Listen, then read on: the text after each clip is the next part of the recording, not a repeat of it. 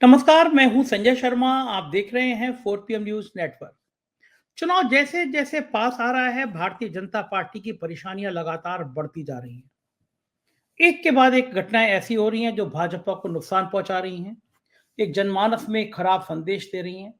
उसमें केजरीवाल एक प्रमुख कारक बन के उभर रहे हैं। लोग कह रहे हैं ये तो कुछ ज्यादा हो गया। जो प्रधानमंत्री की नीतियों से सहमत नहीं है, उसका हाल यही कर दिया जाएगा। मामला बिहार और महाराष्ट्र में भी फंस गया है। महाराष्ट्र में भारतीय जनता पार्टी ने कल्पना नहीं करी थी, सपने में नहीं सोचा था कि ये बुरा हाल हो जाएगा।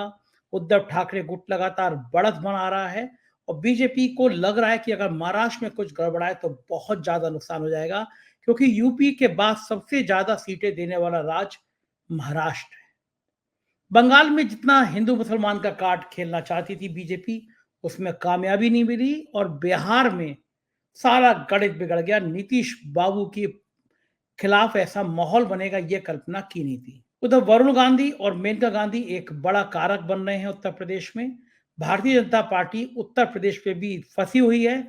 मेरठ सहारनपुर मंडल ऐसा मंडल था जहां पे 7-7, 8-8 ठाकुर मेंबर ऑफ पार्लियामेंट हुआ करते थे, मगर इस मंडलों में बड़ी नाराजगी है कि एक भी ठाकुर को टिकट नहीं दिया गया। 4-4, 5-5 मिनिस्टर, कैबिनेट मिनिस्टर होते थे। योगी सरकार में एक मिनिस्टर है। क्षत्रियों की नाराजगी भाजपा को भारी पड़ सकती है। घोसी में उपचुनाव में देखा था, सारे क्षत्रिय चले गए थे समाजवादी पार्टी में। इन तमाम मुद्दों पर बात करेंगे अभय दुबे जी के साथ, देश के जाने माने पत्रकार। तमाम बड़े टीवी चैनल पर आप उनको देखते रहते हैं, बहुत अच्छी किताबें लिखी है, बड़ा अच्छा अनुभव है। सारे सवाल पूछेंगे, आप बने रहिए 4 PM के साथ। चैनल को सब्सक्राइब करिएगा और ज्वाइन करिएगा। शुक्रिया। चलते हैं अभय जी के पास। 4 PM न्यूज नेटवर्क में स्वागत है अभय जी आपका। हम्म, होली के बाद रंग तो लोगों के उतर गए, लेकिन राजनीति का रंग उतरने का नाम नहीं ले रहा। हम्म, दिल्ली रोज हंगामे से जूझ रही है। आज भयंकर प्रदर्शन हुआ केजरीवाल को लेकर। भारतीय जनता पार्टी ने उनके इस्तीफे की मांग करी और आम आदमी पार्टी ने भारतीय जनता पार्टी के भ्रष्टाचार की बात करी। और भाजपा ने कहा कि जो मूक अभियुक्त था उससे भाई बीजेपी ने 60 करोड़ का चंदा ले लिया, तो जेपी नड्डा पे FIR होनी चाहिए। रामलीला मैदान में रैली हो रही है और अरविंद केजरीवाल दिल्ली की जेल में बैठ के आदेश देकर थोड़ी मिर्ची और लगा रहे हैं। क्या लग रहा है आपको, ये जो केजरीवाल जेल भेज दिए गए, इससे क्या आम आदमी पार्टी को नुकसान होगा या फायदा होगा? हम्म। देखिए, नुकसान की बात तो भूल ही जाइए। बहस तो इस बात की हो रही है कि फायदा कितना होगा। दूसरी बात यह है कि ये जो आपने प्रदर्शन की बात कही, मैं यहां से अपनी बात शुरू करूंगा। दो तरह के प्रदर्शन दिल्ली की सड़कों पे आज हो रहे थे। एक प्रदर्शन आम आदमी पार्टी की तरफ से हो रहा था और दूसरा प्रदर्शन भारतीय जनता पार्टी की तरफ से हो रहा था। भारतीय जनता पार्टी की मांग थी कि अरविंद केजरीवाल इस्तीफा दें। भारतीय जनता पार्टी के प्रदर्शन को के लिए सुरक्षा बंदोबस्त था, उसके लिए दिल्ली पुलिस ने 3 तरह की लेयर्स बनाई थी बैरिकेडों की। लेकिन जो भारतीय जनता पार्टी के प्रदर्शनकारी थे, वो काफी आक्रामक रवैया अख्तियार करते हुए पहली लेयर पार कर गए। जब पहली लेयर पार कर गए तो फिर पुलिस को लगा गई तो गड़बड़ हो गई। उन्हें तो पहली लेयर पे ही रोक लेना चाहिए था। उसके बाद पुलिस ने उनको समझाने की कोशिश की, वो फिर भी नहीं माने। वो और भी ज्यादा तेजी के साथ आगे बढ़ते रहे। फिर उनको रोकने के लिए पानी की बौछारें उनके ऊपर डाली गई। वो पानी की बौछारों से भी नहीं रुके। उसके बाद में काफी जब जब पता चला कि दूसरी लेयर भी वो तोड़ देंगे, खुद उनकी ही सरकार की पुलिस है, उसकी भी बात वो नहीं मान रहे थे, इतने जोश में थे। तब फिर गाड़ियां बुलाई गई और उन गाड़ियों में उनको बैठाकर उन्हें रफा दफा किया गया। इसके इसके मुकाबले आप देखिए दिल्ली पुलिस का आम आदमी पार्टी के प्रदर्शन से किस तरह का सलूक था। आम आदमी पार्टी के प्रदर्शनकारी कहीं भी आते थे, उनको तुरंत एक या दो को पकड़ के फौरन बस में, पास खड़ी हुई बस में बैठा दिया जाता था। उनको जमा ही नहीं होने दिया जाता था। फौरन कहा जाता दफा 44 लगी हुई है, यानी उनको खड़ा तक होने की इजाजत नहीं थी आम आदमी पार्टी के प्रदर्शनकारियों को। लेकिन भाजपा के प्रदर्शनकारियों को पुलिस ने जमा होने दिया बहुत बड़े पैमाने पर, बावजूद इसके वहां भी दफा 44 लगी हुई थी। पुलिस का लाउड स्पीकर लगातार ये ऐलान करता रहा कि दफा 44 लगी हुई है, लेकिन उसकी कोई उन्होंने परवाह नहीं की। पुलिस ने भी उनको होने दिया और पूरा उनको प्रदर्शन का नाटक करने दिया गया। और ये सब एबीपी चैनल के जो पत्रकार थे वो भी इस बात को देख रहे थे। एबीपी चैनल की जो एंकर है रोमाना खान, उन्होंने अपने रिपोर्टर बिलाल से पूछा कि आप ये सब क्यों हो रहा है। अभी तो आम आदमी पार्टी वाले इस बात को लेकर सवाल उठाएंगे भाई उन्हें तो प्रदर्शन करना नहीं दिया जा रहा है, और बीजेपी के प्रदर्शनकारियों को इतनी छूट मिली हुई है। मैं ये कहना चाहता हूं कि इसी को नॉन प्लेइंग फील्ड कहते हैं, non playing field in politics कहते हैं, जिसका विपक्ष चुनाव आयोग के ऊपर और सरकार के ऊपर आरोप लगा रहा है। अब आइए इसके थोड़ा आगे पीछे चलें थोड़ा सा। आपको ध्यान होगा कि सीएए पर अरविंद केजरीवाल ने एक बयान दिया था, जिसमें उन्होंने कहा था कि इससे तो दूसरे पड़ोसी देशों के जो तमाम असामाजिक किस्म के तत्व हैं, तमाम घुसपैठिए हैं, वो सब भारत में घुस आएंगे। इस पर कुछ तथाकथित हिंदू शरणार्थियों ने एक आम आदमी पार्टी के खिलाफ एक प्रदर्शन किया था। वो प्रदर्शन वो कहां कर रहे थे, आपको वो क्लिप याद होगा। वो प्रदर्शन दिल्ली में ठीक उस जगह कर रहे थे जहां पर प्रदर्शन करने की इजाजत नहीं है। इसके बावजूद दिल्ली पुलिस ने उनको वहां पर प्रदर्शन करने दिया, थोड़ी बहुत देर नहीं, काफी देर तक। उस जगह कोई भी पॉलिटिकल पार्टी का कार्यकर्ता जाके प्रदर्शन नहीं कर सकता, उसको वहां कदम रखते ही पकड़ लिया जाता है। लेकिन वो सरकार द्वारा प्रायोजित प्रदर्शन है, इसको कहते हैं नॉन प्लेइंग फील्ड। तो मैं बताना ये चाहता हूं कि ये किस तरह की सरकार है और ये विपक्ष के साथ में किस तरह का सलूक करती है, और लोकतांत्रिक परंपराएं और जो सबको बराबर का मौका मिलना चाहिए लोकतंत्र में, इस सिद्धांत की प्रति उसको कितनी ज्यादा अपेक्षा रखती है। अब सवाल आता है कि भाई इससे होगा क्या, जो अरविंद केजरीवाल जेल में हैं, जेल से सरकार चला रहे हैं, इससे राजनीति के ऊपर क्या असर पड़ेगा। मैं आपको एक बात कहता हूं कि अरविंद केजरीवाल ने अभी तक 2 आदेश जेल से जारी किए। एक आदेश जल निगम के लिए था, जो कि आतिशी के लिए था क्योंकि वो उस विभाग की मंत्री हैं, और दूसरा आदेश मोहल्ला क्लिनिकों के लिए था, वो सौरभ भारद्वाज के लिए था क्योंकि वो उस विभाग के मंत्री। उन दोनों ने वो प्रेस कॉन्फ्रेंस की और उन दोनों आदेशों को पढ़ा। भारतीय जनता पार्टी ने उसको बहुत आपत्ति की। उसने सब जगह ईडी ने भी बयान जारी किया कि ये कैसे हो गया, हमने तो कोई दस्तखत नहीं करने दिए, ये सब बातें कैसे पहुंची, और इसकी पूरी इसके इर्द राजनीति हुई। दिक्कत यह है कि अरविंद केजरीवाल जो हिरासत से अपना मुख्यमंत्री चला रहे हैं, ये भारतीय जनता पार्टी के लिए एक बहुत बड़ी चुनौती बन गई है। ये एक ऐसी रणनीति है जिसकी भारतीय जनता पार्टी ने पहले कल्पना भी नहीं की थी।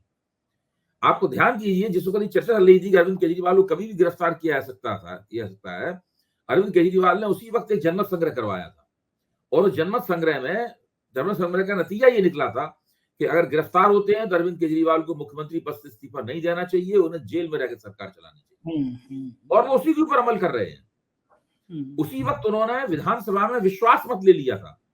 एक बार विश्वास मत लेने के बाद 6 महीने तक आपके खिलाफ अविश्वास प्रस्ताव नहीं लाया जा सकता है। यानी अगर भारतीय जनता पार्टी चाहे भी, तब भी वो आम आदमी पार्टी के विधायकों को खरीद नहीं सकती है, क्योंकि घोड़ा मंडी नहीं खुली हुई है। 6 महीने तक घोड़ा मंडी नहीं खुल सकती है, और कुल इस विधानसभा का कार्यकाल 11 महीने का रह गया है। बीजेपी के पास केवल 7 विधायक हैं। इसका मतलब यह है कि वो एक निर्वाचित सरकार नहीं बना सकती है। अब अरविंद केजरीवाल को हिरासत से मुख्यमंत्रित्व चलाने में केवल एक ही बात से रोका जा सकता है कि दिल्ली विधानसभा को भंग कर दिया जाए या दिल्ली विधानसभा को निलंबित कर दिया जाए। दोनों ही हालतों में वहां एक ब्यूरोक्रेटिक सरकार बनेगी, एक नौकरशाना सरकार बनेगी, जो अगले 11 महीने तक चलेगी। उसकी पूरी जिम्मेदारी, राजनीतिक जिम्मेदारी भारतीय जनता पार्टी की होगी। उसके खिलाफ जबरदस्त एंटी इनकम्बेंसी होगी, और ठीक वैसा ही होगा कि 2015 में हुआ था। भारतीय जनता पार्टी की विधानसभा में 3 सीटें रह गई। ये तो रही बात विधानसभा की। अब मैं आता हूं लोकसभा की। अभी आप दिल्ली में जिस किसी आदमी से बात करते हैं, वो आदमी विधानसभा के संदर्भ में बात नहीं करता, वो आदमी लोकसभा के संदर्भ में बात करता है। तो जितना भी कुछ आकलन आ रहा है कि भाई हमदर्दी है कि नहीं, हमदर्दी होगी तो कितनी होगी, और चुनाव पर क्या असर पड़ेगा, ये सारा का सारा लोकसभा चुनाव के संदर्भ में आ रहा है। हम लोग विधानसभा के बीच में के बारे में भी बात कर रहे थे। लोकसभा चुनाव के संदर्भ में स्थिति यह है कि हर व्यक्ति का कहना यह है कि दिल्ली में परिस्थिति बदल रही है, बदलने लगी है, और उसके केंद्र में केजरीवाल की गिरफ्तारी है। दिल्ली नहीं, इस बदलती हुई परिस्थिति का पूरे देश पर प्रभाव पड़ रहा है। प्रभाव कैसे पड़ रहा है कि विपक्ष की एकता का इंडेक्स अचानक बहुत मजबूत और जबरदस्त लगने लगा है।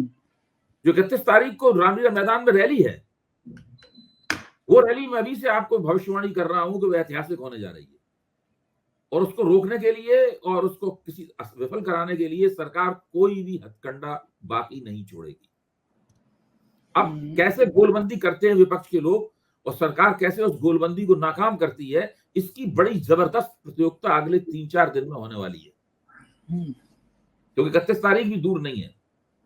और रामलीला मैदान की रैली ठीक वैसी होगी जैसी रैली इमरजेंसी में जनता पार्टी जब बनी थी, जब जगजीवन राम ने और हेमवती नंदन भोगड़ा ने कांग्रेस छोड़कर कांग्रेस फॉर डेमोक्रेसी बना ली, सीएफडी बना ली थी, और फिर रामलीला मैदान में जो रैली हुई थी, वो रैली ऐतिहासिक है। उस रैली से इंदिरा गांधी की पराजय का बिगुल बजा था। वैसी ही रैली दिल्ली के रामलीला मैदान में एक बार फिर होने के लिए जा रही है, क्योंकि अरविंद केजरीवाल की गिरफ्तारी ने स्पष्ट कर दिया है कि मोदी जी किसी भी सीमा तक जा सकते हैं। मोदी जी को न परंपराओं की परवाह है, न रिवाजों की परवाह है, न लोकतंत्र की परवाह है। वो बदला लेने के लिए और अपनी राजनीतिक गोटी लाल करने के लिए कुछ भी करने के लिए तैयार हैं। इसीलिए अब विपक्ष भी उन्हें पराजित करने के लिए कुछ भी करने के लिए तैयार है, और वो अपनी उस एकता को बढ़ाने के लिए, उस संग्रामी एकता को बनाने की तरफ बढ़ रहा है, जिस एकता की हम सभी को लंबे अरसे से प्रतीक्षा थी। अच्छा अभय जी, मेरा तो मानना यह है कि अरविंद केजरीवाल बहुत स्मार्ट आदमी है, बहुत इंटेलिजेंट आदमी है। उनको और सबको पता था कि उनकी गिरफ्तारी लगभग तय है, और जिस दिन वो ईडी में जा रहे थे उस दिन भी समझ गए होंगे कि अब तो गिरफ्तार होना ही होना है। तो ये चिट्ठियां मिल रही हैं आतिशी को, सौरभ को, अगर मैं उनकी जगह होता तो मैं ऐसी चिट्ठी ईडी को बयान देने जाने से पहले घर पे बना के रख के जाता। आप सही बात।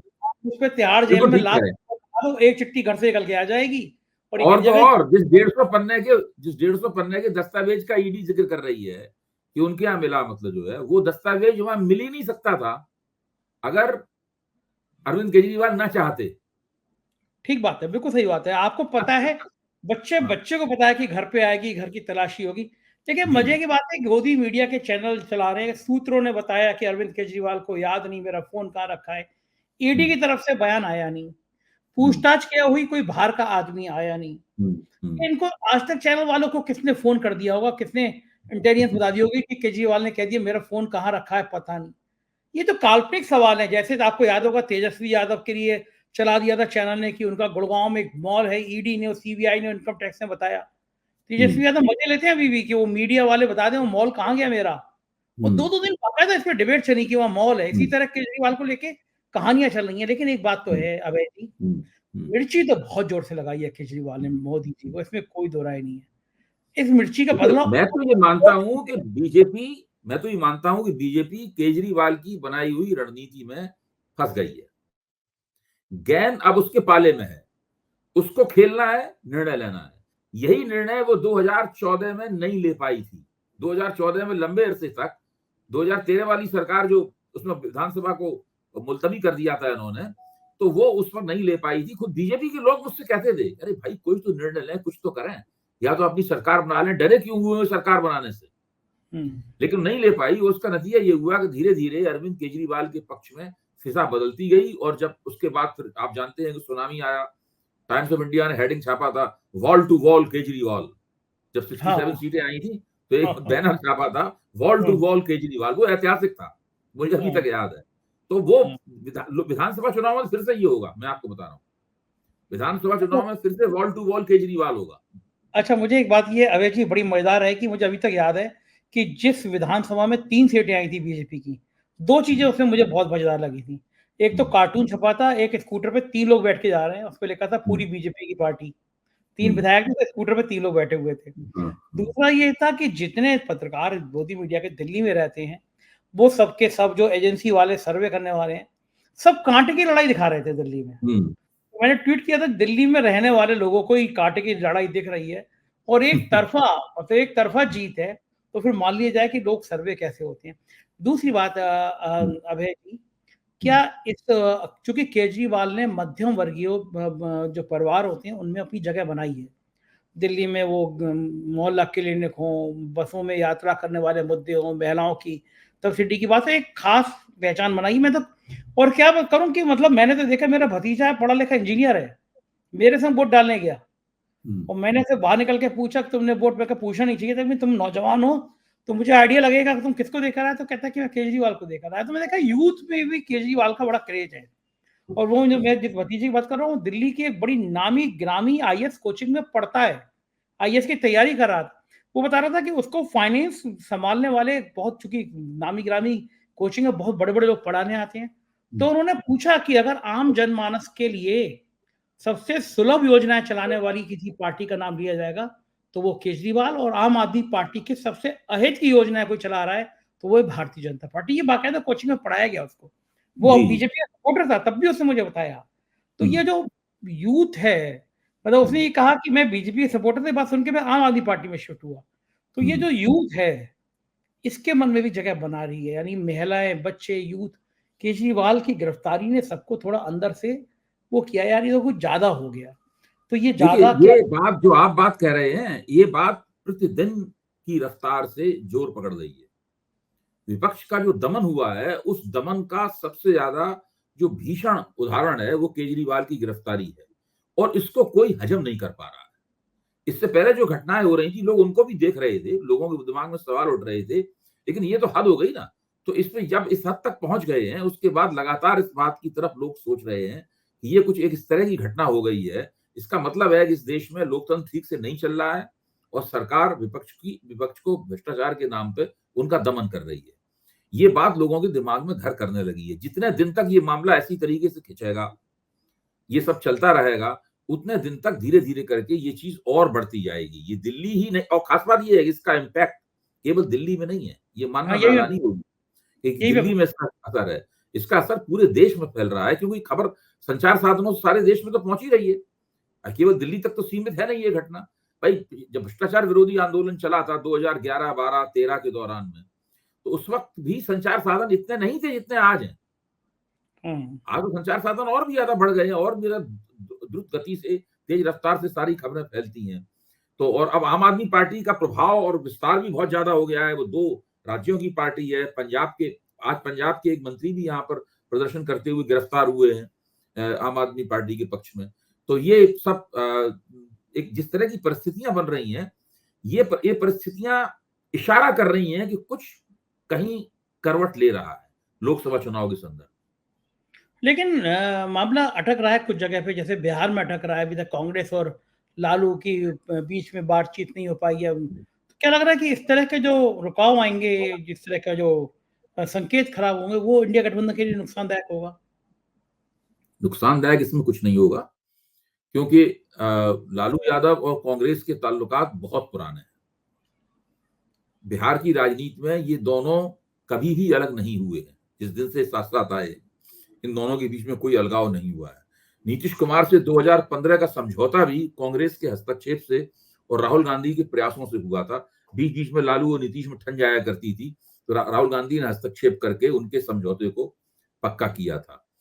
कांग्रेस की ये कोशिश ज़रूर है बिहार में कि उसे कुछ ज़्यादा सीटें प्राप्त हो जाएँ और दूध का जला छाछ भी फूँक-फूँक को पीता है। तेजस्वी और लालू दोनों जो 2020 का लोक विधानसभा चुनाव था, उसमें उनसे जो गलती हुई थी, उस गलती को दोहराना नहीं चाहते। उस वक़्त कांग्रेस को शायद 70 सीटें उन्होंने दे दी थी। इसका और कांग्रेस ने उन सीटों पे अच्छा प्रदर्शन नहीं किया, वरना आज कांग्रेस केवल उसमें अपने प्रदर्शन का 10% बेहतर करती, तो इस वक़्त तेजस्वी यादव बिहार के मुख्यमंत्री होते।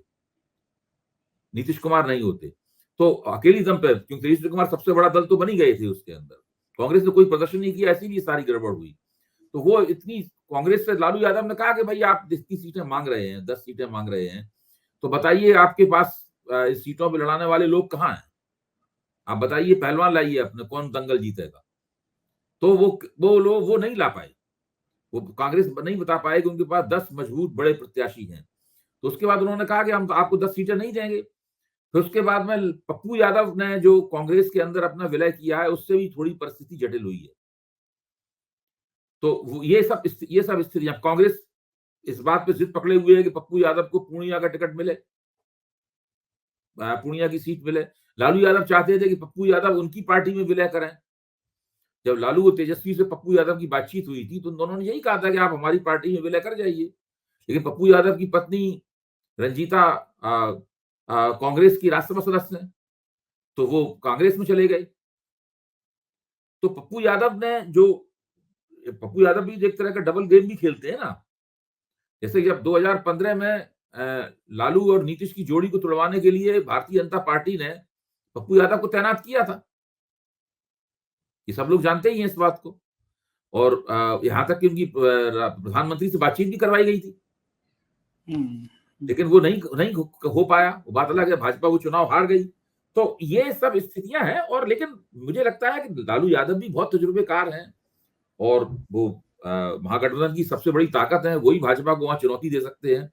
और कांग्रेस भी खासी तजुर्बेकार है और बिहार की राजनीति में दोनों लंबे अरसे से साथ साथ हैं। मेरे ख्याल से अंततः उन लोगों के बीच में ये मामला सेटल हो जाएगा। महाराष्ट्र में बीजेपी फंसी हुई है, बीजेपी उलझी हुई है, वो वहाँ पे एनडीए के साथ ही नहीं आ पा रहे हैं। महाराष्ट्र में बीजेपी के लिए क्या परेशानी खड़ी हो सकती है? महाराष्ट्र में बीजेपी के लिए तो परेशानियां ही परेशानियां हैं। महाराष्ट्र में बीजेपी ने जब से शिवसेना को और एनसीपी को तोड़ा है, तो सरकार तो उन्होंने अपनी बना ली। एकनाथ शिंदे को मुख्यमंत्री बनाकर और फडणवीस को उप मुख्यमंत्री बनाकर उस सरकार पर तो काबिज हो गए, लेकिन उनका समीकरण अभी तक नहीं बन पाया। बीजेपी को नहीं ठीक से मालूम है कि कौन सी कि वो खुद कितनी सीटें लड़ेगी, वो कितनी सीटें लड़ेंगे। सब कुछ अभी भी फ्लक्स में है, सब कुछ अभी कुछ भी उसमें तय नहीं है। और उसमें सबसे बड़ी समस्या ये है कि भारतीय जनता पार्टी को ये भी नहीं पता है कि इसमें वोटों का ठीक से ट्रांसफर हो पाएगा या नहीं हो पाएगा। ये समस्या बिहार एनडीए के अंदर भी, बिहार एनडीए में जहां पर सीटों का तालमेल हो गया है, बावजूद इसके कि मुकेश सैनी को ठेंगा दिखा दिया गया है, पशुपत नाथ पारस को ठेंगा दिखा दिया गया है, और वो दोनों संभवतः महागठबंधन में तेजस्वी के साथ जाने की तैयारी कर रहे हैं। तो वहां भी भारतीय जनता पार्टी को शक है कि जो वोटों का ट्रांसफर होगा घटक दलों के बीच में, वो ठीक से हो पाएगा या नहीं हो पाएगा। बिहार में सबसे ज्यादा अगर कोई खुश व्यक्ति है तो उस आदमी का नाम है चिराग पासवान। चिराग पासवान, हाँ, वो सबसे ज्यादा खुश है, सबसे ज्यादा बढ़िया होली वही मना रहा है नाच नाच के। सही सही बात है। लेकिन महाराष्ट्र और केवल बिहार में परेशानी नहीं, परेशानी यूपी में भी है। वरुण गांधी का टिकट काट के काटा गया और मेनका गांधी को दे दिया गया। लेकिन ये आप बताइए, कोई माँ स्वीकार कर लेगी कि बेटे का टिकट काट दो, मुझे टिकट दे दो? ये संभव नहीं होगा ना। उस मेनका गांधी के लिए इतनी ताकत में रही है मेनका गांधी, उनके लिए संसद सदस्य बन जाना कोई बड़ी बात नहीं होगी। तो ये बात मानी जा रही है, चर्चा चल रही है कि तो क्या आपका आकलन है कि वो टिकट वापस कर दें? मुझे लगता है कि सुल्तानपुर के भाजपा के अंदर ये खबर चल रही है कि मेनका गांधी चुनाव नहीं लड़े शायद। और ये स्वाभाविक बात है, कुछ लोग मनोवैज्ञानिक तरीके से भी मान रहे हैं कि जिस तरह आप कल्पना करिए ना, कोई माँ का एक ही बेटा, 3 महीने का था, पिता गुजर गए।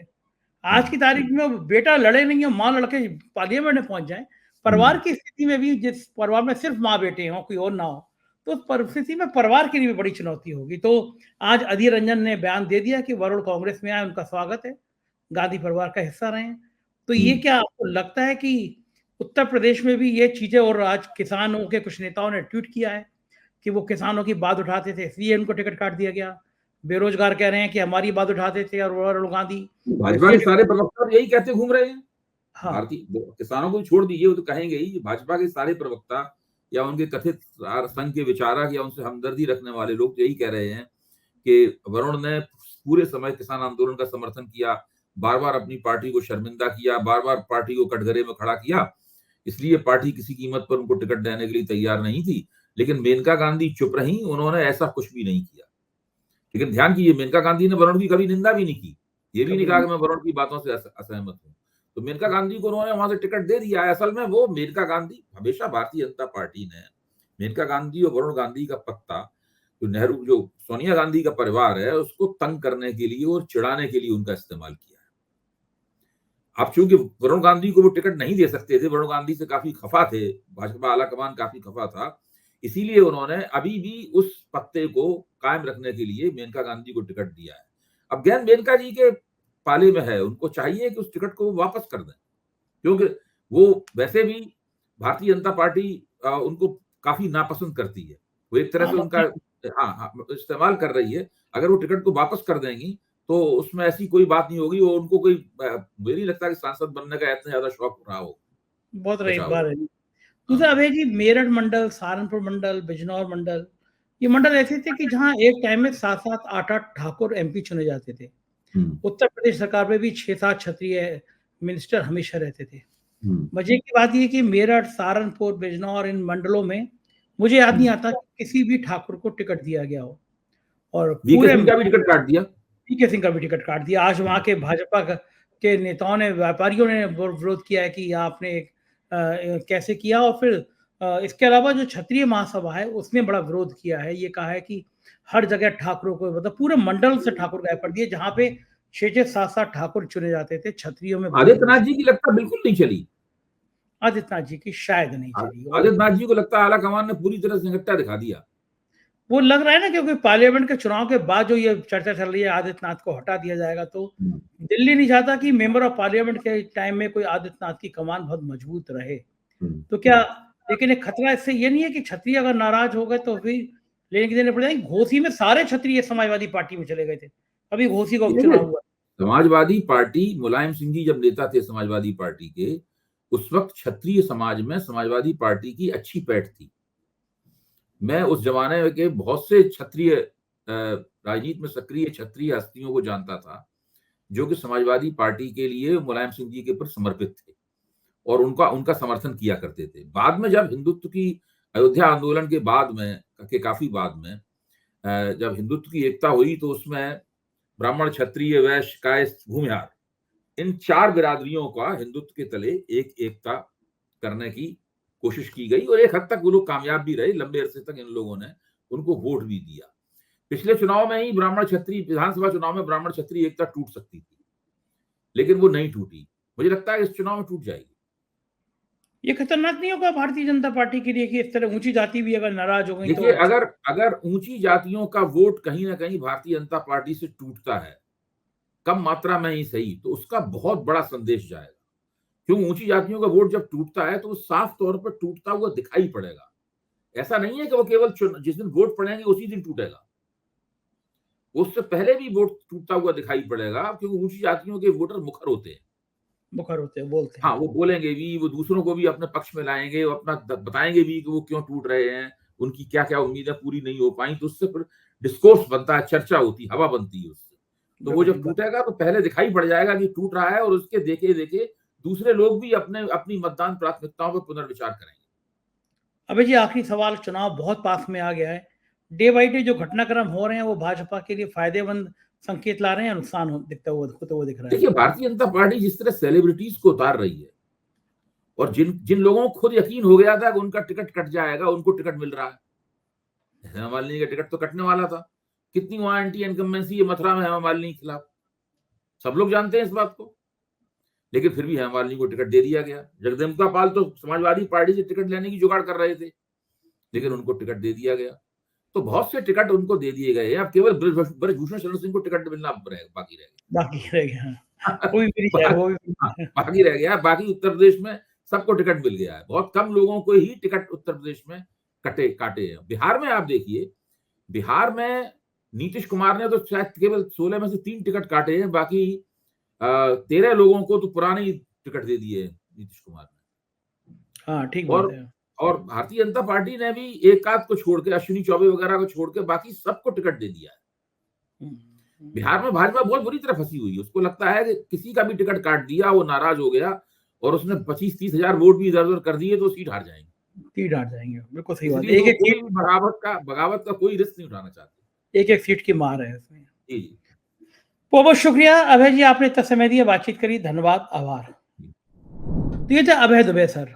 आपने देखा कि कितने विस्तार से इन्होंने भारत की राजनीति की व्याख्या की। मुझको यकीन है ये चैनल आपको पसंद आया होगा। चैनल को ज्वाइन कीजिएगा, सब्सक्राइब करिएगा। शुक्रिया, थैंक यू।